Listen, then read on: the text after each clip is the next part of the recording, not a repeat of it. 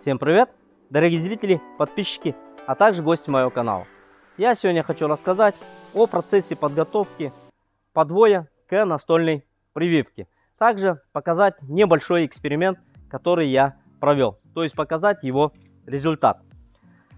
Процесс выращивания привитых саженцев состоит из многих этапов. Соблюдая каждый из них, вы получите хороший результат. Одним из этапов выращивания привитых саженцев является подготовка наших подвойных черенков к самой настольной прививке. То есть проведение самой механического соединения привоя с подвоя нам нужно подвойные черенки подготовить заранее. То есть в процессе жизнедеятельности мы запускаем где-то за неделю, дней 10. Мы должны нарезать наши черенки. Наши черенки подвоя хранились длиной, я нарезаю где-то по 3 черенка. И непосредственно в этом этапе нарезаю их по одному черенку. Видим нижний узел, где будет образовываться корневая система. Отступаем где-то примерно 1 сантиметр. Да? И вот таким вот образом, упираясь сюда, есть у меня небольшое такое приспособление. Я знаю, что прививка будет попадаться вот в это место. Следующий узел, где будет образовываться корневая система, находится вот в этом месте. Отступаем также самый 1 сантиметр. И вот таким вот образом нарезаем. Упираемся. Видим, прививка попадается в это место. Следующее междуузле это вот у нас здесь.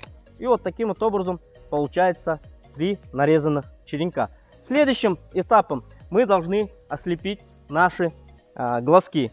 То есть примерно у 10% наших подвойных черенков я оставляю верхний глазок, а у 90% полностью все глазки вот таким вот образом удаляю. В этом этапе обязательно нужно удалить все наши почки, чтобы они не брали, не тянули на себя дополнительное питание. И также следующим этапом у меня есть вот такое вот небольшое приспособление. Да, вот она у меня 2 дощечки, и здесь есть такие шкалки, что соответствует диаметров миллиметров. И с помощью данного приспособления я наши подвойные черенки калибрую по различным группам. То есть 7,5, 8, 9, 10, 11 миллиметров.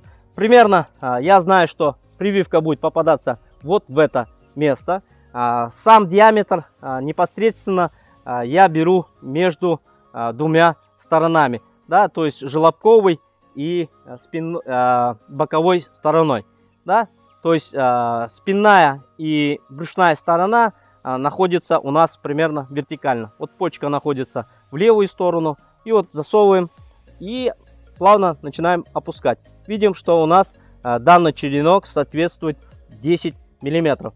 То есть я его ложу в емкость с водой, где они будут находиться примерно 2 суток и вымачиваться и набирать воду. Вот таким вот образом они вымочатся 2 дня.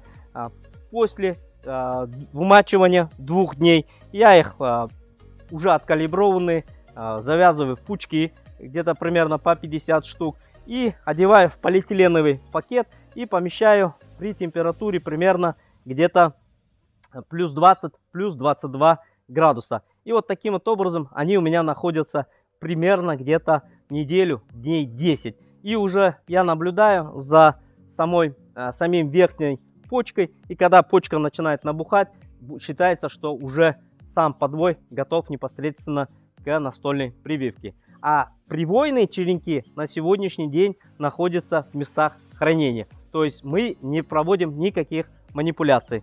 Точно так же я снимал небольшой шортс о станке Омега Уно. И те черенки, которые в этом видео я сейчас на экран выведу, вы можете посмотреть.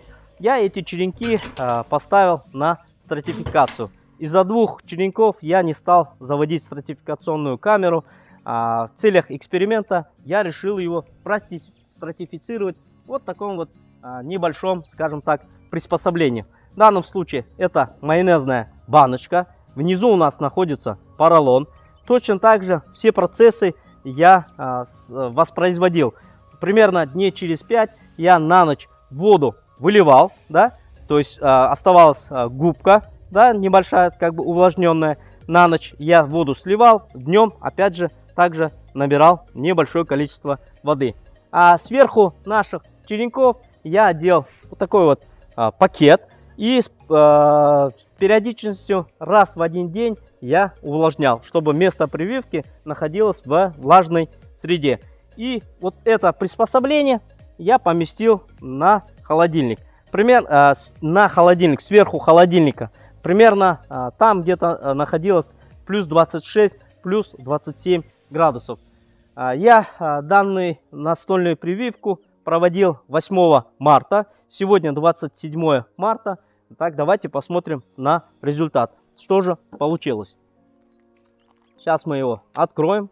Да, то есть это, скажем так, ответ для тех, которые спрашивают, а можно, не имея стратификационной камеры, провести прививки? Да, ребята, можно, но для этого обязательно нужно соблюсти все этапы. Точно так же здесь подвойные черенки до самой прививки, они были заранее подготовлены.